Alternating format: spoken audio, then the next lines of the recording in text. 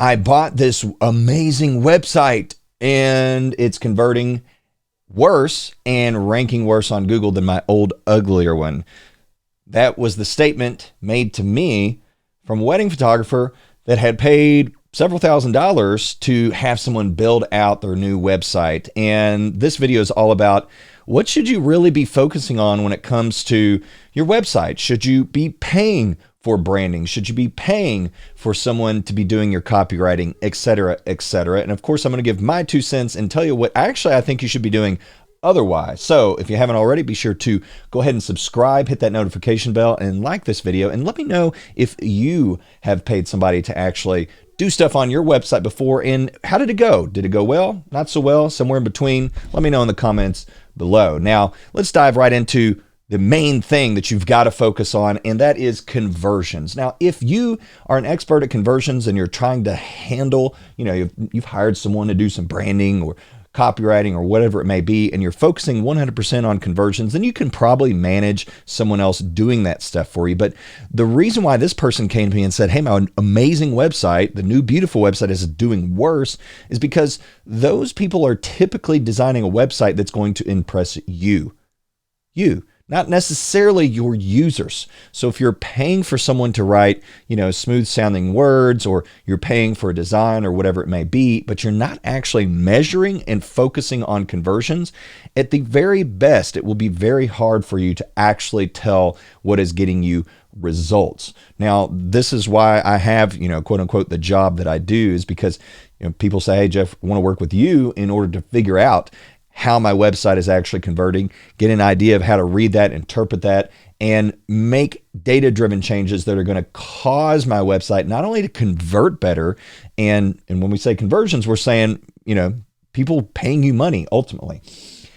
Not only is it that, but then it's like, okay, the website's converting better, and so it will rank better on Google as long as you've done the basic SEO stuff in order for it to rank. So I think by now you probably know my opinion. Should you be paying someone else for these things?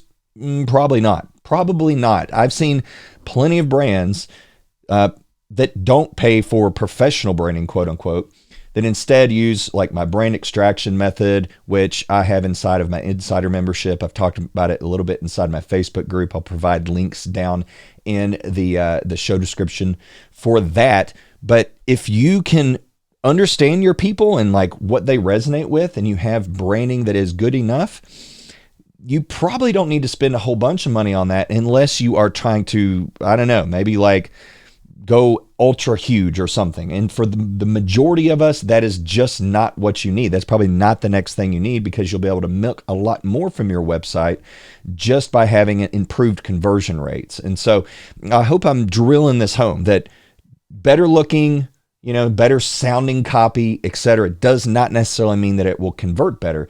You need to be using tools to measure how well your website is converting, like Google Analytics. You need to be able to know, like, okay, for every person that visits my website, what percentage of those people that come in through this particular pathway are actually inquiring.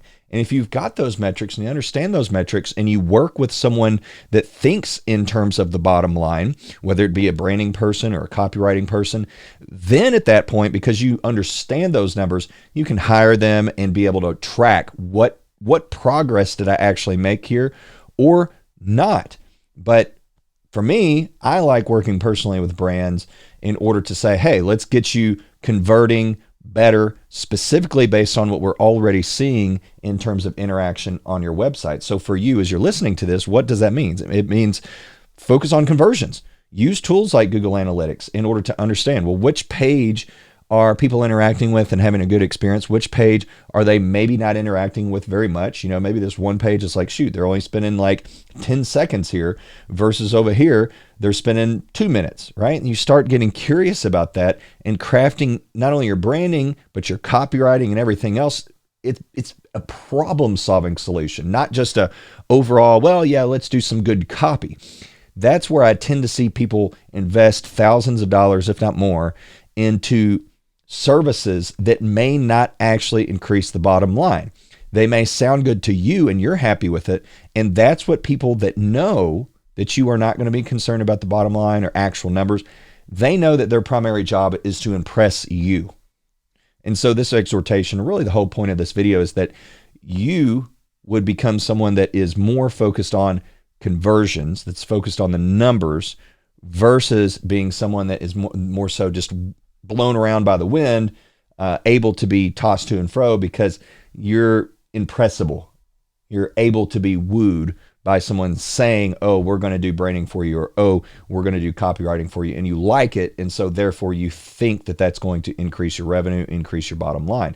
Now, if you're in a place where you just want to artistically interact with your website more, you want to craft your brand more, and you don't really need it in order to generate more revenue or anything, it's just your art, then by all means, just hire someone, as long as it's not going to reduce your conversions. So again, you kind of still have to know conversions, but by all means, go ahead and pay someone to, redo your logo or change your copywriting, etc. If it's really mostly just about your artistic creative process. But if you are someone that is skilled or at least knowledgeable to some degree in the art of conversions, then at least you'll be able to read to make sure that's not hurting you, or at the very least.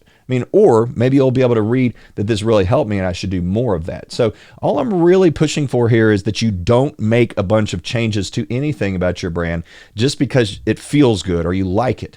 Instead, start to think more about the numbers of conversion using tools like Google Analytics and make data-driven changes that are going to increase your bottom line.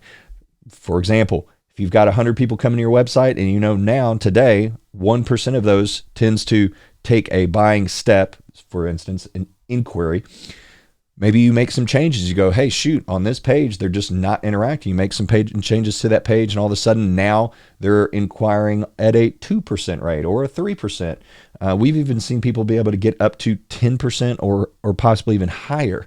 So you can drastically change the amount of inquiries and or buying actions that you get if you're willing to focus on actual conversions and measuring those.